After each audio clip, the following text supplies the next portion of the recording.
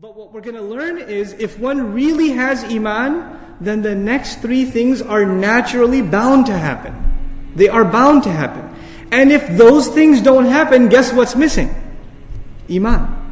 So if one wants to check if they really have iman or not, they can check by the minimal standard of iman set by Surah Al-Asr. What are the consequences of iman? What happens right after iman? Amilu salihat, tawasi bil haqq, tawasi bil sabr. If those things aren't happening, then there's something missing in iman. And by the way, all of these four are connected in a profound way. Even if you take the second case, amilu salihat. What is after amilu salihat? They act righteously. They enjoin the truth. They don't keep the good to themselves. Now they're enjoying the truth. I'm using the cliche translation. The idea of it is to get the truth to others. Tell others to do good too. In other words, if you are truly doing good, it is impossible for you to keep it to yourself. It's impossible. A necessary consequence of that will be you will have to share it with others. That is part of goodness.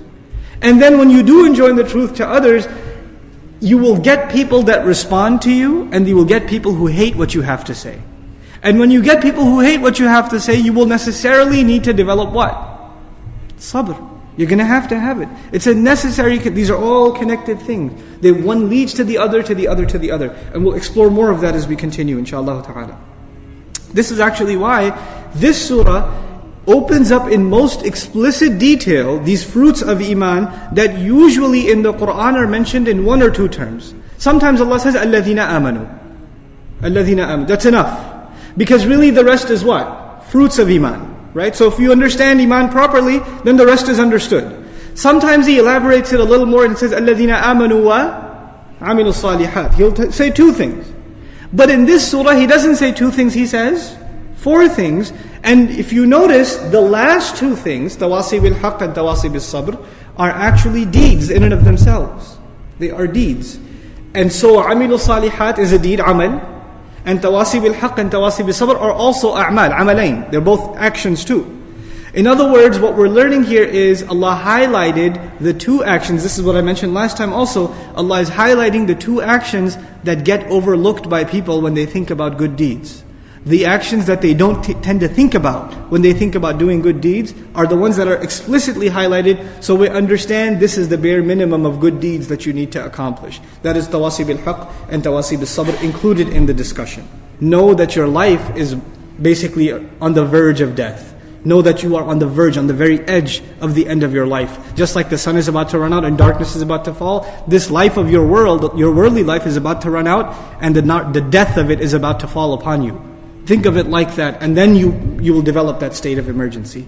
Anyhow, finally, Ibn Kathir rahimahullah says, الزمان الذي يقع فيه حركات بني آدم من خير وشر. This is all time in which the activities of the human being, of the children of Adam have occurred, whether they be good activities or they be bad activities. And by saying good and bad, what he's actually telling us is that the human beings overall, what have they done more of, good or bad? They've done more bad, hence they are in khusr. Time has illustrated that they had opportunity to do both, but they ended up doing more bad than good, so human beings have ended up in loss.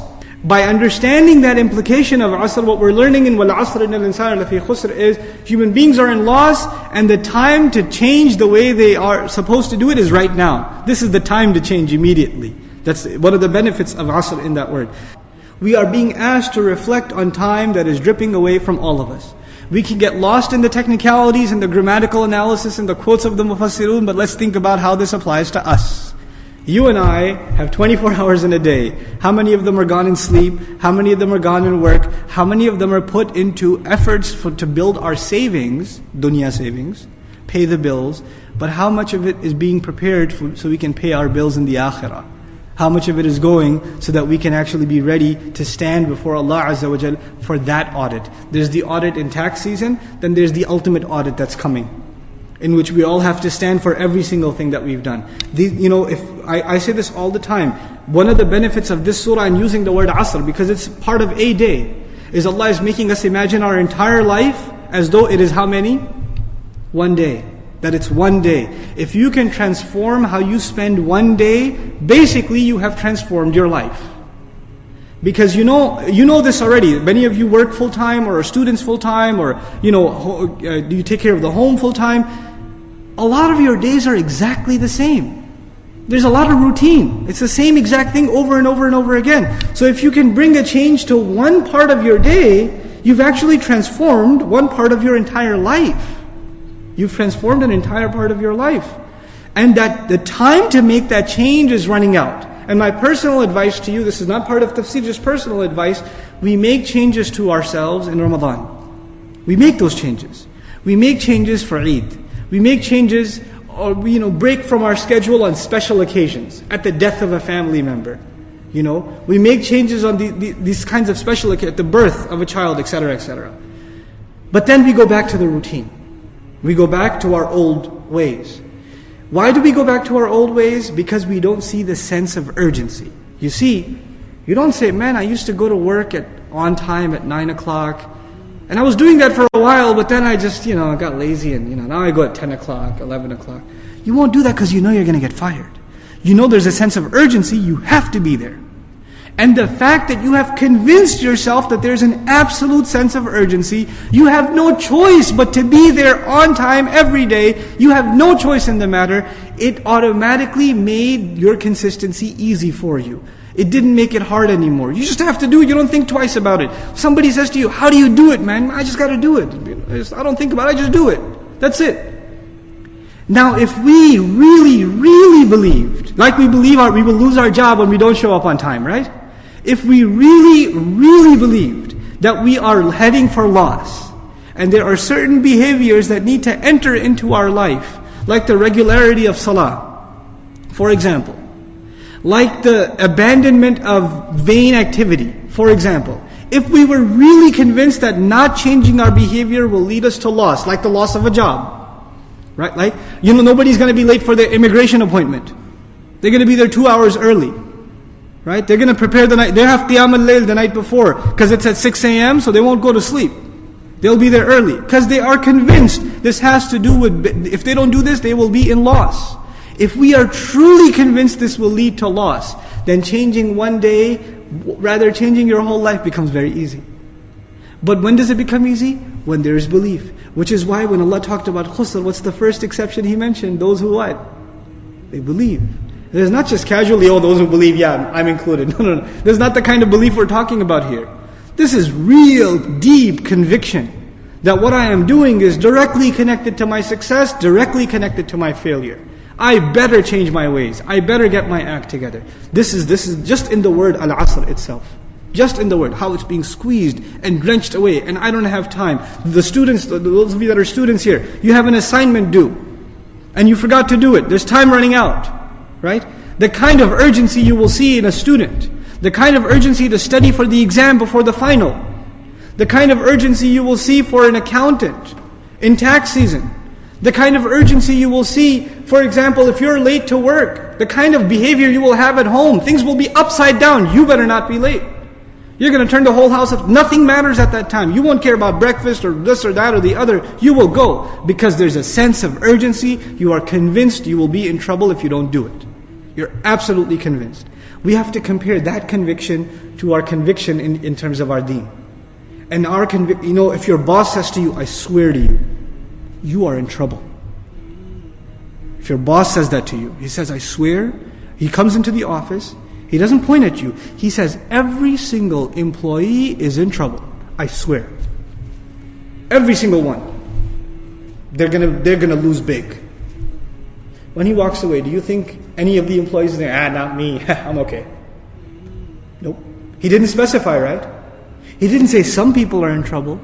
He didn't say, that guy over there is in trouble. What did he say? Every single one. You're all in trouble. And you're going to find out pretty soon. Time's running out.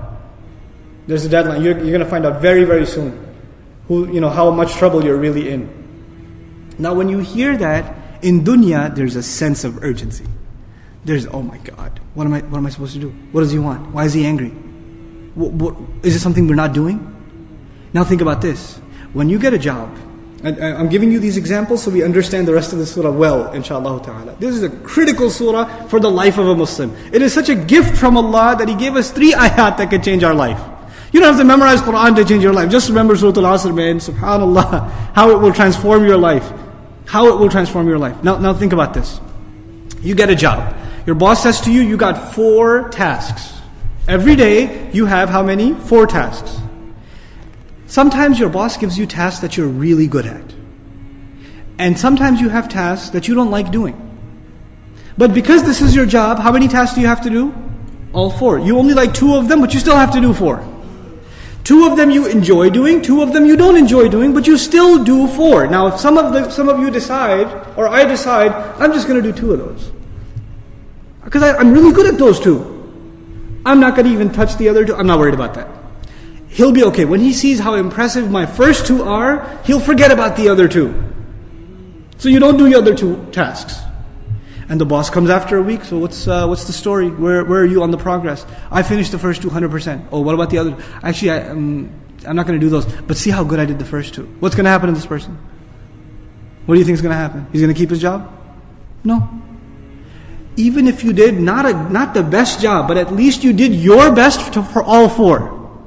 You didn't get 100%. You got a 70% for all 4. That's better than you getting 100% for one of them. You understand?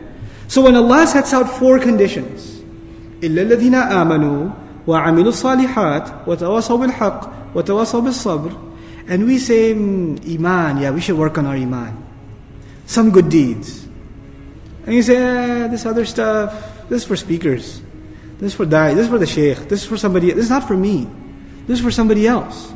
Then what are you doing? You're saying, Allah says, everyone's in trouble except people who meet 4 conditions, but you're only interested in 2, or 1, or 3, or whatever. You're picking and choosing. That is also in loss. It's all or nothing. It's all or nothing. That's the attitude we have to develop in regards to this surah.